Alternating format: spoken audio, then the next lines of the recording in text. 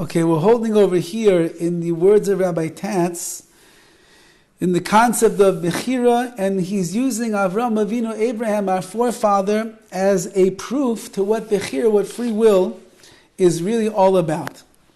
And he says today the following: Avraham bacha la'amoid mul kol ha'chevra enoshis. Avraham Avinu made a decision when he recognized that the world was going astray. He made a decision to stand up against all of mankind. Who is naged l'kol ha'tarbus shel dorei. He went against the profession, or he went against the ideologies and the culture of his entire generation. Hu chotzev derech b'mokim boi lo darka regel ma'olam. He carved out a path for himself that nobody ever walked on before. Imagine, you have to understand, 99.99999% of the world was entrenched in Avodah Zarah and idol worship. The name of Hashem was no longer mentioned in the world at all. People didn't even know that there was such a concept as a creator, as a God power, as the one who's running the world.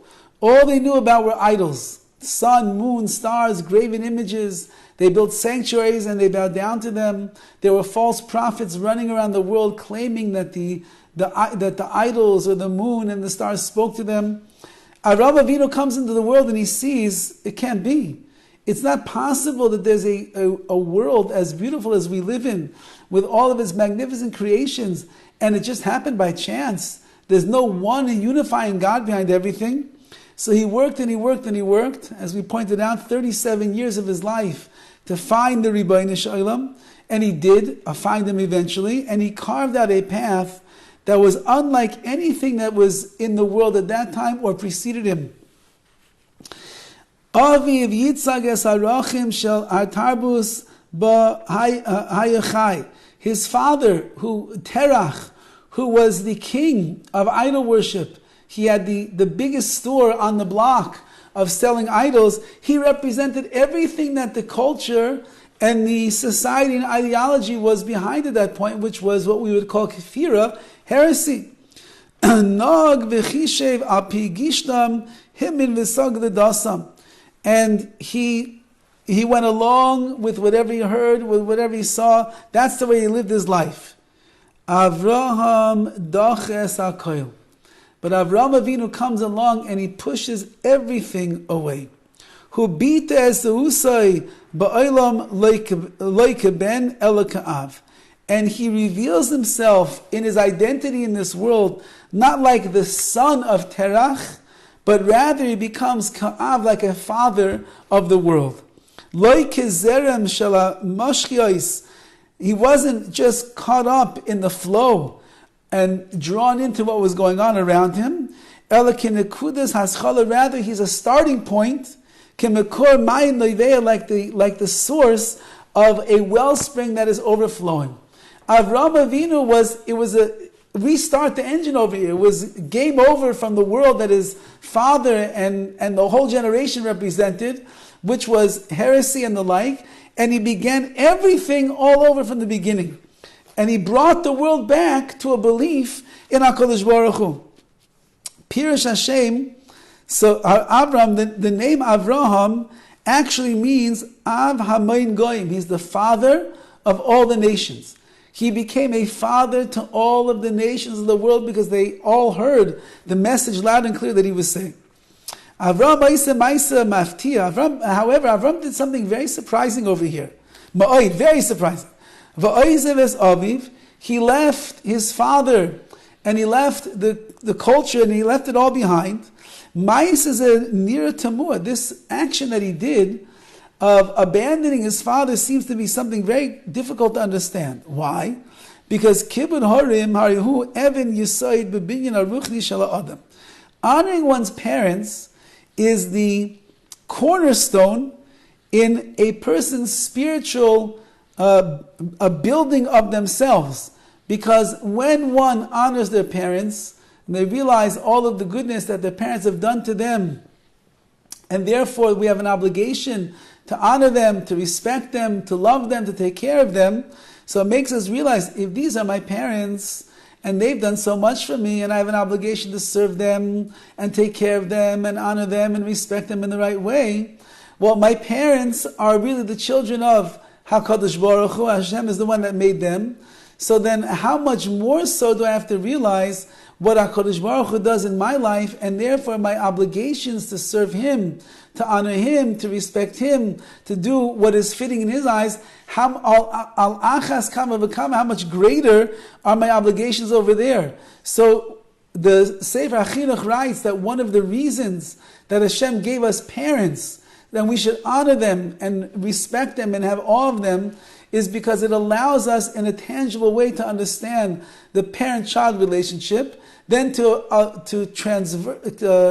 convert that or transition that into the parent Hashem-child relationship, so we should know how much we have to do. So how could Avraham Avinu then make a decision to abandon the respect of his father and go this whole new path?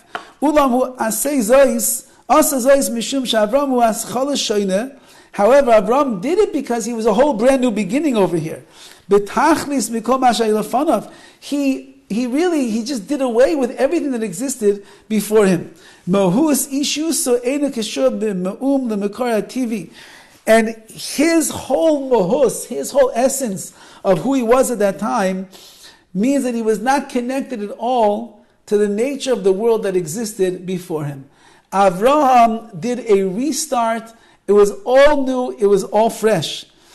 He was no longer a continuation of the history of his father.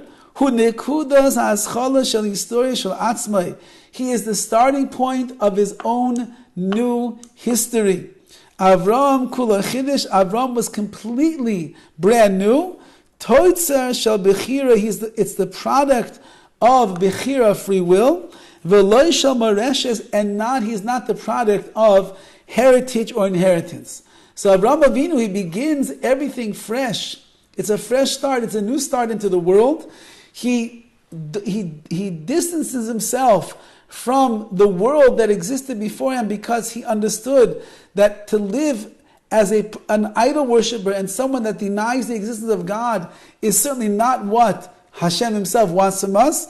And therefore he made a clean break from all of that in order to be able to stay focused in on what his task was. Says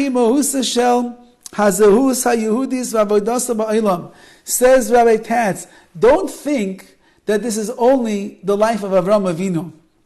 In reality, this is the essence of the identity of every single Jew and our job here in this world. This mohos, this identity that we are trying to attain and to reach in our lives requires that we use our bechira, our free will. Litzor shinu kitzayni, a person must, as he writes, we become like revolutionaries. We have to bring new things to the world all of the time. A Jew cannot sit back on his laurels. A Jew cannot just go along with the flow all of the time. There's always a newness, there's a freshness that a person has to have in their life. A Jew has the ability to turn over their own mohus, their own reality. And this is what our forefather Avram implanted inside of us, because he was the one who turned over, as we pointed out, he turned over the nature of the world. He was the original revolutionist, so to speak, on the meaning of life. So that is in the DNA of every single one of us. And that means that we don't have to be status quo and go along with whatever is normal. A person who has that inside of them could accomplish major things. Bechira hi amitis. Bechira is true. Free will is true. Bechira hi amitis v'chaya. Real Bechira only lives or is only living. Kasheinases benigud lezer ma'koiches ativim. You only know that your Bechira, your free will, is alive and kicking when you are going against the stream of your natural tendencies and powers. Halicha adoris leloi bechira moidas neged hakoiches amalidim hi kishlon habechira. However, if you just go, coast along life, automatic pilot, don't do much to confront yourself or your natural tendencies, then he says it's actually the destruction of Bechira, free will, because you're not using what you have inside of you.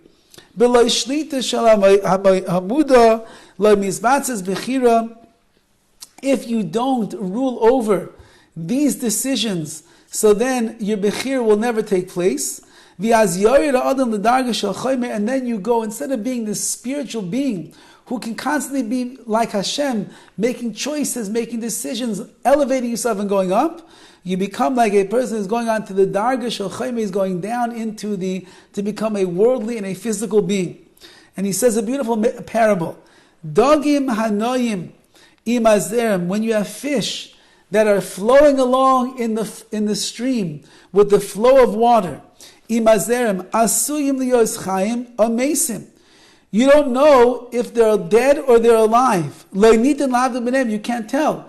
The stream is going downstream, and the fish are going along with it. Are they dead or are they alive? You can't tell. They're just going along with the stream. Ulam, however, dogim anoim neged azerem. When you have fish that are swimming against the flow of that stream, chayim bevadai, then you know for sure that they are alive. If you see a fish swimming upstream and the currents are going against him, but he's pushing, you know that he's alive. Once the fish is going down, you can't tell anymore. Dead or alive, it looks all the same. And therefore, says Rav Tatz, the same thing is with us. If we just go with the flow, whatever direction it's taking us in, dead or alive, you can't tell anymore on the person. But if you see a person pushing against the flow, against their nature, against their tendencies, against what is considered by them to be normal and regular, that's what they do. But he makes a push against that, then you know, Chaim Bevandai, that person is certainly alive. Have a wonderful day, everybody. And hopefully on Wednesday, we'll see you guys in person. All the best. Thank you, Rabbi. Thanks. Pleasure. My pleasure. Have a good day, everyone.